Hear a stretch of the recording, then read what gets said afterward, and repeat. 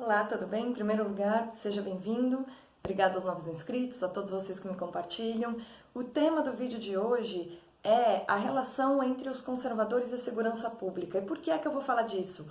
Porque no vídeo anterior eu fiz uma analogia entre o extremismo político e a autodestruição. E hoje eu gostaria de fazer uma segunda analogia entre o autossacrifício e o espírito revolucionário, para diferenciar os conservadores e os progressistas quanto à importância que eles dão à segurança pública. Por que eu estou fazendo isso? Porque muita gente não entendeu ainda que esse governo, o governo do Bolsonaro, ele é apoiado pelos conservadores porque ele corresponde a um tipo de concepção que a gente tem de uma política equilibrada e saudável, de uma maneira de lidar com o ordenamento social que gere harmonia. Essa é a relação, né? Então, por mais que esse bando de petista de plantão ou de idiotas úteis acreditem que as pessoas mais instruídas que também apoiam esse governo façam contorcionismos mentais, eu vou deixar bem claro para essas pessoas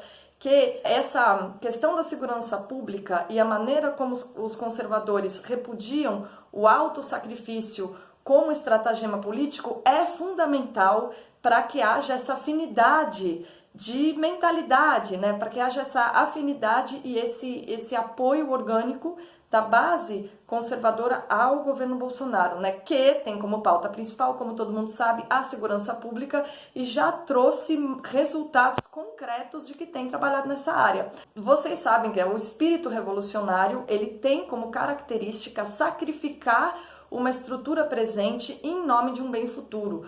Por isso, o autossacrifício é algo visto como uma virtude. Então, a pessoa sacrificar os demais, os que estão ao lado dela, e se autossacrificar é visto como uma etapa natural do processo de se chegar ao paraíso na Terra, que seria aquele desenhado na utopia que motiva esse espírito revolucionário, certo? E é justamente disso que os conservadores desconfiam. A característica principal de um temperamento conservador é ter uma desconfiança total de que uma utopia seja um bom meio de a gente entender como aperfeiçoar o ordenamento social, aperfeiçoar a vida em sociedade. Para os conservadores existe algo chamado natureza humana, né? Existe uma realidade que se antepõe a qualquer possibilidade de harmonia e você precisa compreender profundamente essa natureza humana para ter capacidade de lidar com ela e criar, de alguma maneira, estratégias para manter a paz e ampliar cada vez mais, ou pelo menos conservar o mínimo de harmonia necessário para que a gente tenha uma vida em comum aceitável, certo? Então, para os conservadores, o autossacrifício, que é considerado uma virtude para o espírito revolucionário, e o sacrifício dos outros, né, consequentemente, se uma pessoa está disposta a se sacrificar, ela não verá problema nenhum em sacrificar os outros, certo? Agora, para o conservador, não. A vida presente, ela que deve ser valorizada. E é em nome desta vida presente que você deve criar estratégias para manter o ordenamento social, né? A vida presente é o importante, é aquilo a ser preservado, é aquilo com quem a gente precisa lidar quando se trata de política. Então você não vai ficar sacrificando um presente por um futuro que você nem imagina como será. Ao contrário, você vai olhar para o presente, compreender o presente, compreender do que são feitos os homens são feitos de paixões, tá bom? A gente tem de lidar com isso.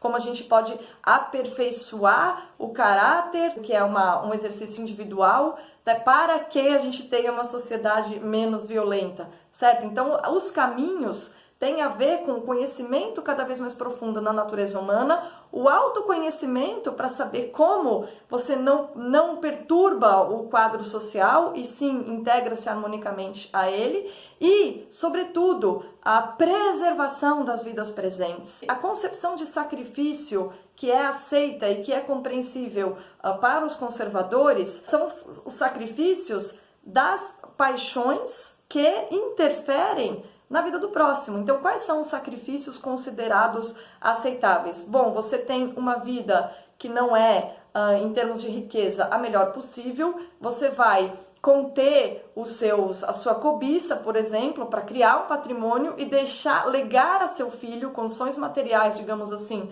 mais confortáveis, para que ele tenha mais tempo livre e consiga perseguir os seus objetivos com mais consistência. Para os conservadores, o sacrifício aceitável é aquele que ocorre no plano individual. Eu vou me sacrificar agora, não torrando, por exemplo, todo o meu dinheiro e tendo um patrimônio, para que os meus filhos consigam ampliar ainda mais esse patrimônio e fazer algo de interessante na vida, deixar um legado, se dedicar à vida intelectual, né? Tem uma coisa que é comum entre famílias conservadoras, eu sei porque eu sou fruto disso, né? Que é quando você tem um filho, por exemplo, que gosta muito de estudar e que tem um apreço pela vida intelectual, os pais valorizam isso, né? O Thomas Mann chamava isso de o filho poupado, né? Eu me lembro de ter lido em alguns romances dele, né? O filho poupado seria, digamos assim, um filho que os pais entendem que tem uma vocação intelectual e apoiam essa vocação intelectual, ainda que os frutos materiais que ele colha sejam inferiores aos outros filhos, né? Se compreende essa escolha,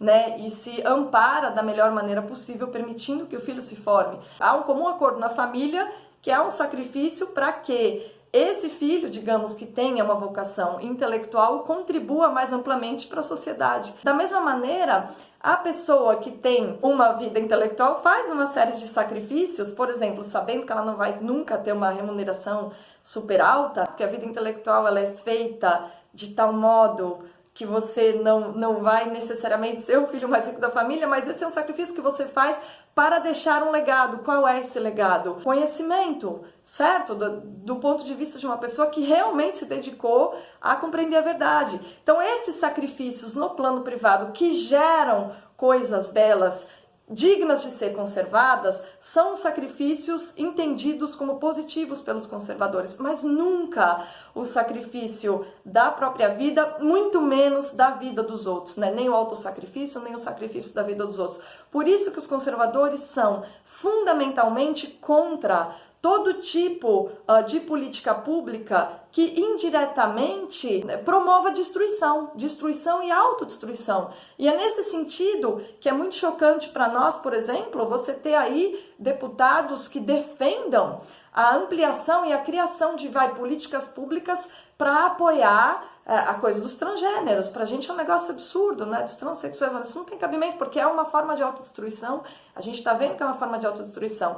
Da mesma maneira, os conservadores vão ter uma visão muito negativa de todo tipo de extremismo político. Chega a ser irônico a gente ser chamado de extremista, a gente é contrário ao extremismo político, que é justamente uma atitude caracterizada pela autodestruição, né? E é justamente por esses motivos que um personagem como Agamemnon, não sei, vocês devem ter lido aí a Ilíada, se não leiam, porque é o clássico dos clássicos, né? Um personagem como Agamemnon, pra gente é visto como modelo de tirano. A história do Agamemnon e da sua família, ela foi retratada por vários autores antigos na forma de tragédias, né? Sêneca escreve uma tragédia chamada Agamemnon, Ésquilo escreve um Agamemnon, então vocês verifiquem porque vale a pena. Mas a história do Agamemnon, muito brevemente, é a seguinte: ele precisa ir para Troia. O Agamemnon tem ambição, ele quer dominar absolutamente o Mediterrâneo, né? A história da Helena é um pretexto para aquele ataque Troia que não lhe era subserviente, uma cidade que não lhe era subserviente. Então, quando ele tem um pretexto de atacar Troia,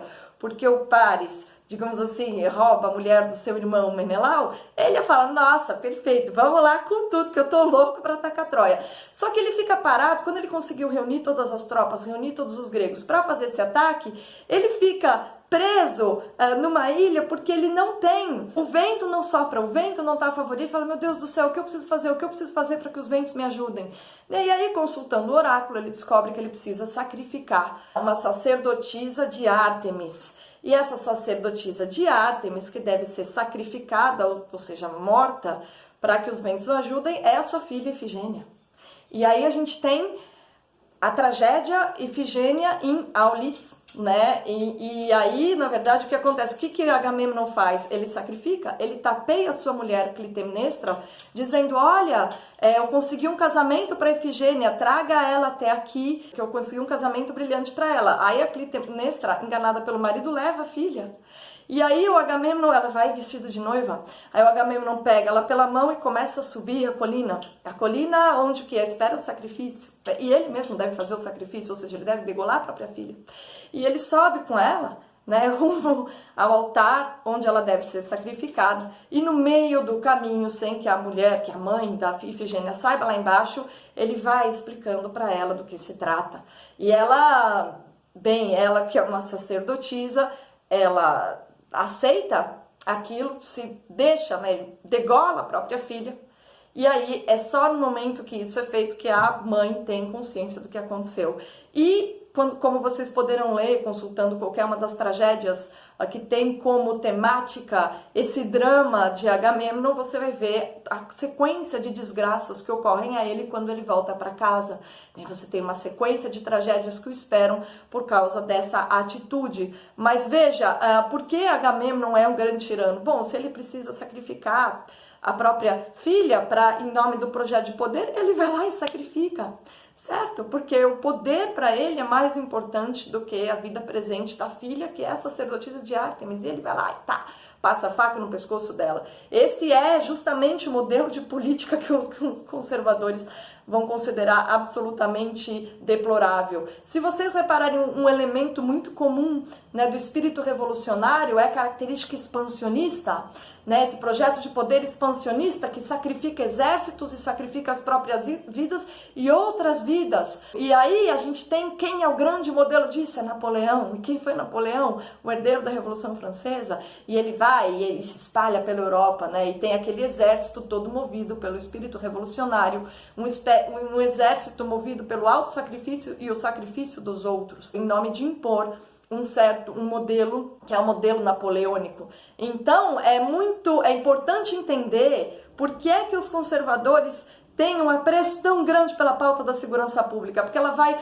absolutamente contra esse espírito da autodestruição, do autossacrifício e do sacrifício dos outros, que está sim profundamente vinculado ao espírito revolucionário, para o qual o autossacrifício é uma virtude. Para os conservadores, não. O tipo de sacrifício que é uma virtude, é aquele do aprimoramento, por meio do exercício da disciplina, vencer as paixões. Esse é o sacrifício que é visto como virtude, que não é nem exatamente um sacrifício, é o exercício da disciplina para que você se torne uma pessoa melhor. Então, quando a gente vê um governo que enfrenta corajosamente a pauta da segurança pública, é claro que a gente vai aplaudir, porque a gente está dizendo, caramba, nossa vida importa. Os nossos filhos não têm que ser sacrificados por causa de um projeto de poder vagabundo, de uma quadrilha de corruptos que quer simplesmente acabar com o país em nome de eles estarem no poder, né? E consegue enganar toda essa base de trouxas, que é a sua base aliada, dizendo que isso é um modelo de virtude, que eles na verdade estão preocupados com direitos humanos, porque não estão porcaria nenhuma, certo? Se tivessem preocupados com direitos humanos,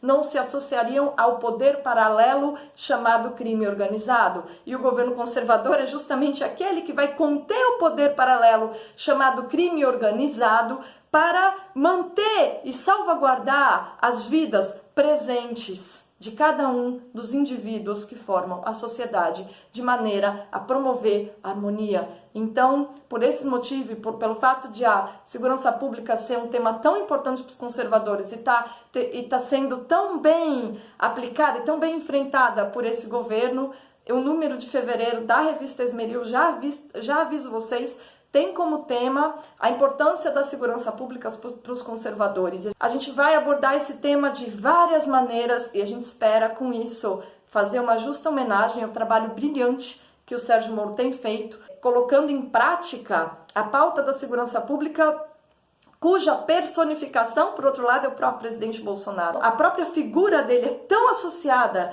à defesa da vida, a defesa da segurança pública, a defesa das vidas individuais de cada um dos cidadãos, a figura dele a tal ponto está associada com essa pauta que essa força moral ele consegue transmitir para toda a sua equipe, para o seu Ministério da Segurança Pública, para que esse enfrentamento seja feito e seja levado a sério, inclusive pelo crime organizado que tremeu na base dizendo que Moro é um homem com quem não se negocia. Claro que não, muito menos o presidente Bolsonaro, né, que é o cara da segurança pública.